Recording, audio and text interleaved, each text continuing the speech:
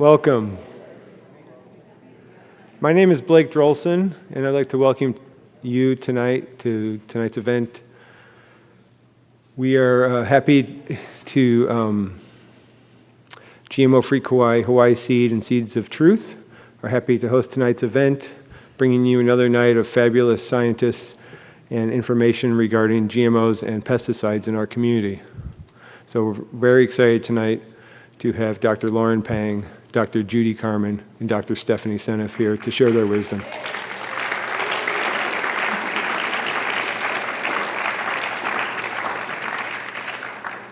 We are going to start tonight's event with a Pule, and so I'm going to ask Journey to come out and give us a Pule.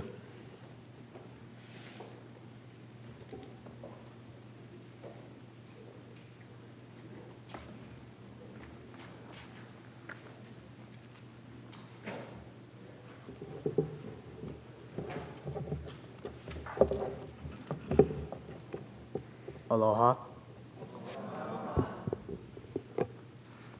Let us take a few moments to say a short prayer together. Wankin tanka tunkashila unchi.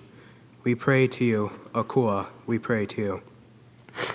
Tonight we come to learn more, to protect the love and create a healthier world. We pray that our knowledge shared here tonight is a beacon of light and truth that goes out into the world, to help wake up humanity and to teach our leaders to take action. We pray that future generations will have a healthy world to live upon, that our planet and our beautiful island is sustainable, and our reefs and waterways are pure and thriving. We pray for all the change makers, the ones out here speaking up, telling the truth, doing their part to wake people up. Mahalo to Dr. Stephanie Seneff and Dr. Judy Carmen for coming here to share their wisdom. Please bless and watch over them in their travels. We pray that planet Earth and Kauai will be green, sustainable, and healthy for the next 7 generations and many more to come. Finally, we ask to give us strength and wisdom as we stand for Mother Earth, and that we gather and to thank you for the Aina, the land, air, water, and fire that has been gifted to us all.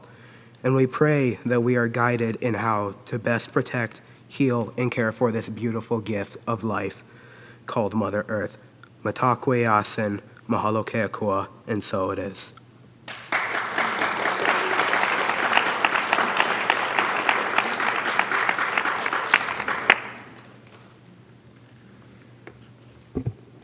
Journey is a young man that lives here and goes to school at Kaने Kapono, but he also just completed a journey of a sort to Washington, D.C. And before we hear from the scientists, we're going to hear from him for 10 minutes to describe his journey and what he discovered on it.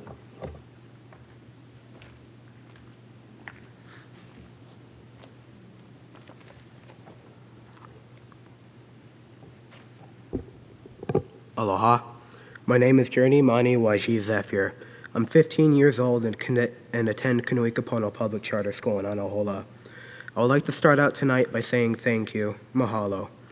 I just returned from a trip to Washington, D.C., and that trip would not have been possible without the support of many of you here tonight.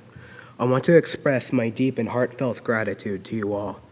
I also want to thank my dad for blessing me in ceremony and handing down some of the regalia and eagle feathers. My dad is a chief, and he sundanced for many years with this eagle feather fan. It has a lot of prayers in it, and I am honored and humbled to carry it. I also want to thank Auntie Lily for hosting an EP for my trip, Auntie Kelly for being firekeeper, Davian for helping with fire, and Rob Ike for covering my hotel when Yankton Sioux Tribal Council did not come through at the last minute. I also want to thank my mom, who sacrifices a lot to make sure I can follow my dreams and my calling. And so I would like to say mahalo to all of you for supporting me and to share a little bit about my journey to Washington, D.C. I was invited by President Obama to come to Washington, D.C. for the first ever White House Tribal Youth Gathering.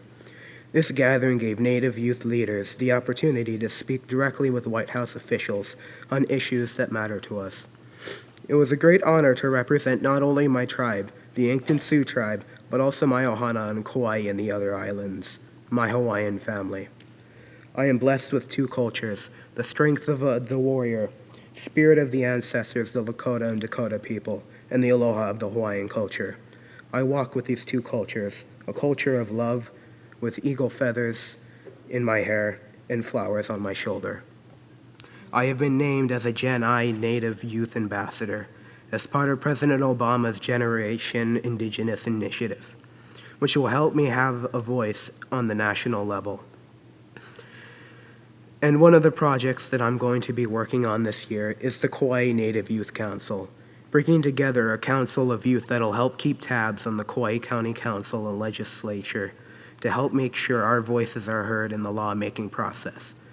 I don't think laws should be passed that affect my generation's future survival without our input.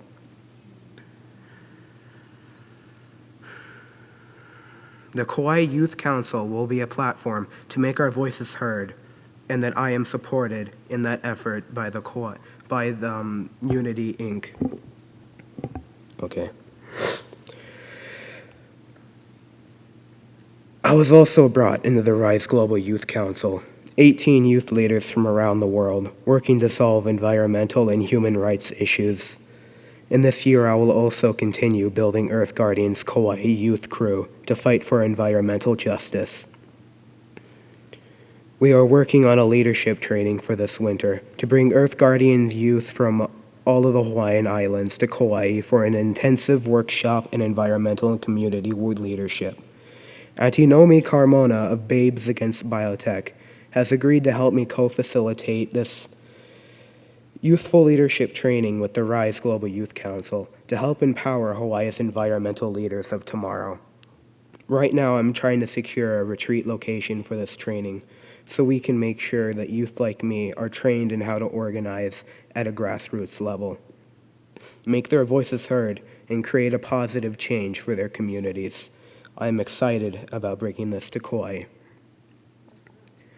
Before I share some of the things I experienced at the White House Tribal Youth Gathering, I want to say that the most inspiring thing about the gathering was that there's so many young youth like me that care about what is happening to our planet and that want to make a difference. All of the kids there were very passionate about the issues that came to represent. There was a strong sense of unity, and we were all in this together, that our generation will truly be the one that rises up to create powerful change on our planet. I believe we are the ones we have been waiting for. There is a native prophecy that the seventh generation will rise up to create a new world, and we are that generation. It made me feel inspired to be part of so many other activist youth, and I want all of you to know that we got this. Our generation is not going to give up until we see climate change reversed, a world of sustainable agriculture and green energy, a place where we can all thrive in harmony with Mother Earth. The EPA director recently said that if we take action now on climate change and keep global temperatures from rising more than 2 degrees, we can save 35% of the Hawaiian reefs in the next 85 years. But if we take no action, we will see that all of these reefs are lost, all of them. That should make all of us tonight want to take action. The issue of pesticides polluting our reefs is even more critical when we realize how short the time is to reverse the coral death. With our reefs in such danger, we should not be allowing the world's biggest chemical companies to spray tons of pesticides that run into the waterways and reefs. What will we do in 85 years if the reefs are gone? What will the Hawaiian people do when there are no more reef or fish? Thousands of years of culture destroyed in a few decades, and for what? So the biggest chemical companies can make more profits on chemicals that they have poured into our reefs. At the White House Tribal Youth Gathering, the environment was one concern that the youth were shared. All of us, frankly, are scared. We are scared because adults in power are making decisions and laws that impact our future and are destroying our planet. And we seem to have little power in the process, but we are trying to change that. Young people like me are speaking up, making our voices heard all over the planet. We are trying to make sure we have a voice in our future, because laws that are passed today will impact my generation more than it will impact the adults making those decisions. We are inheriting a planet in crisis.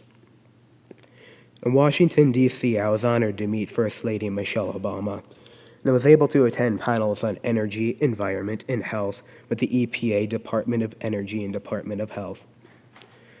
I also attended a workshop on native sovereignty, which helped me understand what true sovereignty is. I also had a talk with Megan Smith, White House Technology Officer, and shared with her my concerns about TMT being built on top Mauna Kea, and she was very interested and unaware that TMT was being built on top of a protected sacred site, and shocked to hear that our governor was not advocating for the Hawaiian people on this issue.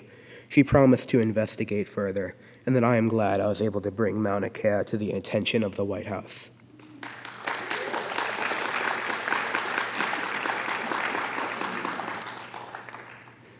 I was able to talk about pesticides and how pesticide exposure in native communities, especially here in Kauai, is a big concern for me.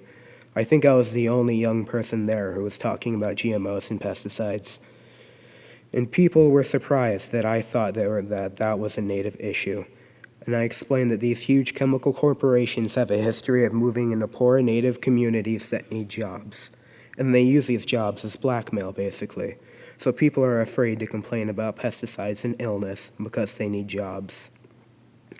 I tried to set up a meeting with Tom Vilsack, Secretary of Agriculture at the USDA, but he did not see me. I wonder why. I went to the USDA in person. I still could not get in, but I did visit the USDA farmers market outside the building, and I was disappointed when I asked a couple of the vendors if their produce was GMO. I asked them, and they said they did not know. I also attended a congressional welcome reception sponsored by the Native American Congress and Nike. I was able to talk more about the issues that concern youth with lawmakers, and was able to network with other youth leaders. My takeaway from the White House Youth Gathering is that even though we are facing huge environmental crisis right now on Mother Earth, the kids of my generation are getting organized, educated, connected, and ready to take major action. Right now, we have kids like me on the front line of World War III. We are fighting the world's biggest corporations, the world's biggest oil and chemical companies, and the corrupt leaders who support them in destroying our future survival. But it's important to remember that this war is not fought against the corporations. It's also not even a war to save the earth. We are not fighting against anything. This is a war inside our own selves. This is a battle to wake up the hearts and the consciousness of humanity. Children are on the front lines because we are the ones who have the love, innocence, and the truth that can wake up the hearts and minds of humankind. When you are awake, when your heart is connected to other humans and to all of creation, it becomes impossible for you to harm the earth, because love shows that when you destroy the Aina, you destroy your own future. So if we want to save the earth, first we have to save ourselves and rebuild a conscious awareness of the web of life that connects us all, because some people have forgotten this, and this is why they are destroying our environment. So while some might see this as a war, as a battle to save the earth, or against corporate greed, I see this as an awakening, a shift inside the hearts and minds of humanity, and we are winning one heart at a time with the power of love. What I ask of you all is that each of you do your part to make my generation and my children can survive and thrive on planet Earth and on Kauai, because I promise you, my generation is not giving up. But we need all of you to have our backs together. We can do this. Mahalo.